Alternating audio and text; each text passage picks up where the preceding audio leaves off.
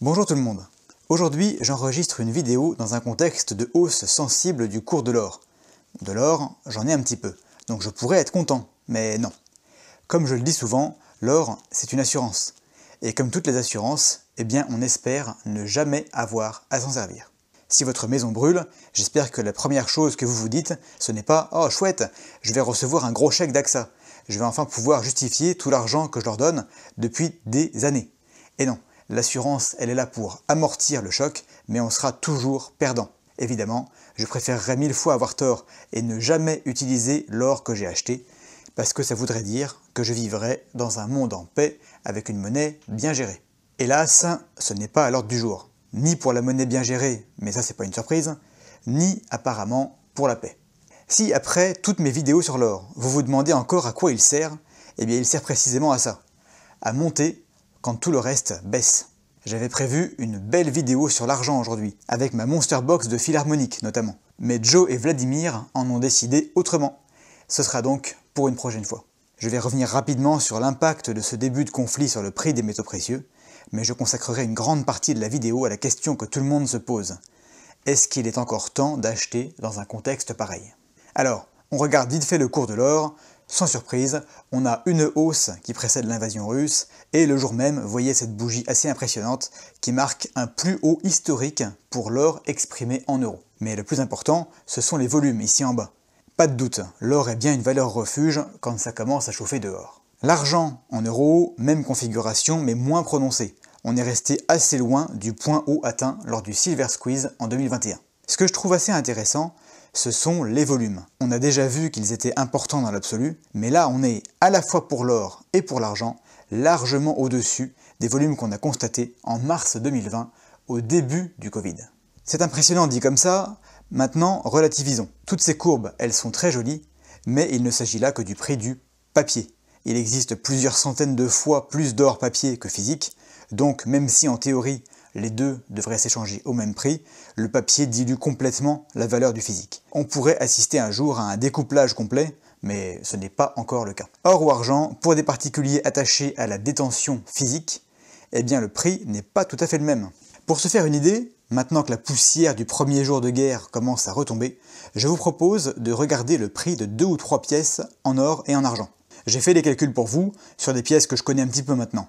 La Britannia en or et en argent. J'ai choisi celle-là parce que c'est un très bon rapport qualité-prix en temps normal. Pour l'or, voici les primes, qui vont de 3,84% pour la 1 once à presque 17% pour la 1 dixième d'once. Pour ceux qui ne sont pas familiers avec ces chiffres, un tel écart est tout à fait normal.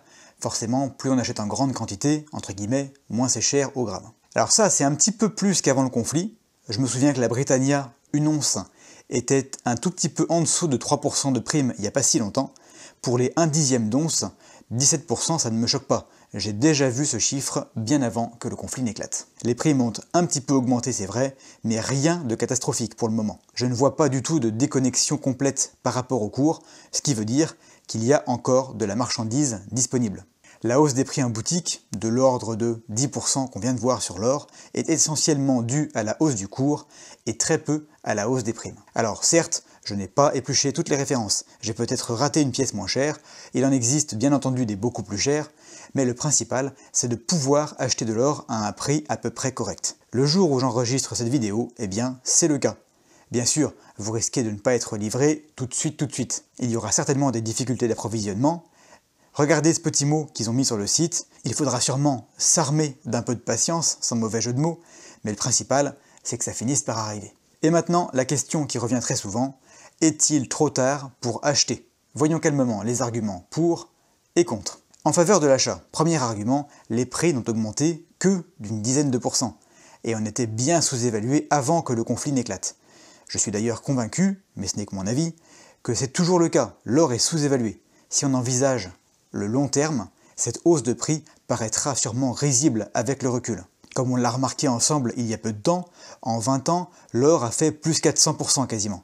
Si vous aviez renoncé à acheter de l'or en 2004 uniquement parce que vous le trouviez 10% trop cher, ces 10% paraissent ridicules 20 ans après.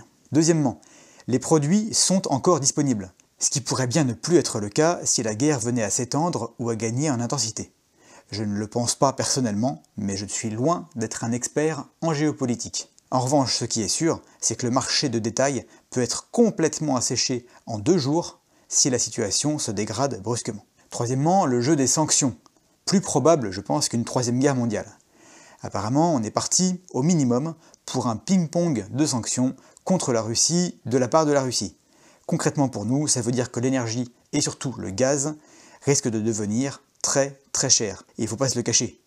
L'inflation devrait donc accélérer plutôt que ralentir, et l'or, il réagit bien à l'inflation, en plus de remplir son rôle d'assurance contre les crises les plus aiguës. Et enfin, est-ce que la Fed ne va pas utiliser cette guerre comme excuse pour reprendre de plus belle la dilution monétaire qu'elle envisageait peut-être de ralentir? Ça, je ne fais que le supposer, hein.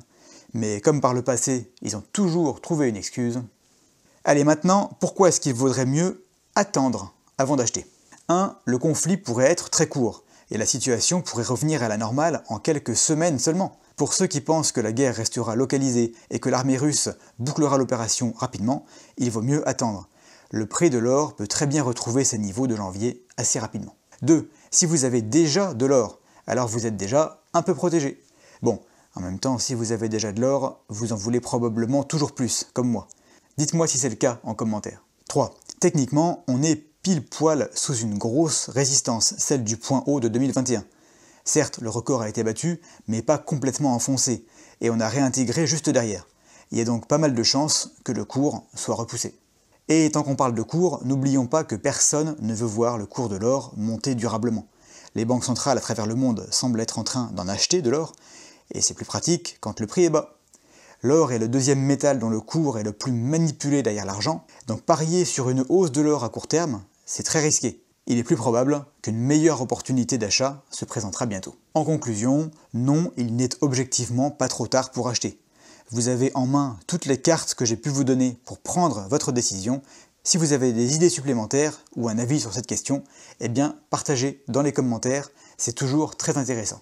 Il faudra certainement plusieurs semaines supplémentaires pour commencer à y voir plus clair, mais je rajoute quelques réflexions que je me suis faites. L'or a prouvé encore une fois que son aura de valeur refuge n'était pas usurpée. Il monte lentement en période d'incertitude économique et monétaire, et il monte vite en période de crise plus aiguë. Quand tout se calme un peu, il baisse. On en a eu la démonstration parfaite ces 2 dernières années. Le Bitcoin, lui, vient de prouver qu'il n'était pas une valeur refuge. Pas encore. Je ne parle pas de la volatilité habituelle, mais bien de la réaction du marché suite à l'invasion. Les gens se sont rués vers l'or, pas vers le Bitcoin. Vous le savez, je possède des crypto-monnaies et j'en suis très content. Mais pas du tout pour les mêmes raisons que l'or. Je n'attends pas du Bitcoin que les gens se jettent dessus en temps de guerre, au contraire. Et c'est exactement ce qui s'est passé. À titre purement personnel, bien que j'ai déjà un petit peu de stock en or, je viens de passer une commande supplémentaire de métaux précieux, exclusivement composée cette fois-ci de pièces britanniques, que je vous montrerai très bientôt. Bien entendu, je suis resté raisonnable et je n'ai pas passé, aujourd'hui, en plein conflit armé, ma plus grosse commande de l'année. Je suis simplement fidèle à ma stratégie d'investissement régulier, qui, pour l'instant, marche pas trop mal.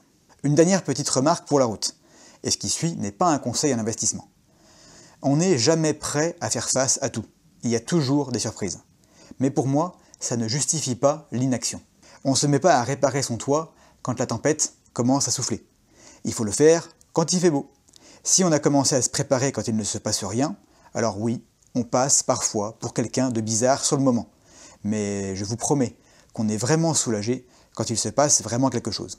Je ne suis pas en train de vous dire de creuser un bunker sous votre garage, juste avoir 3 paquets de pâtes d'avance, un Napoléon et quelques pièces en argent, et vous serez mieux préparé que beaucoup de monde, pour un prix raisonnable en plus.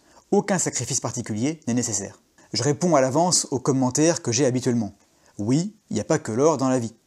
Comme d'habitude, il n'est nullement question de tout vendre pour acheter de l'or et de s'enterrer dans une cave. Regardez, comme avec juste 350 €, on peut commencer.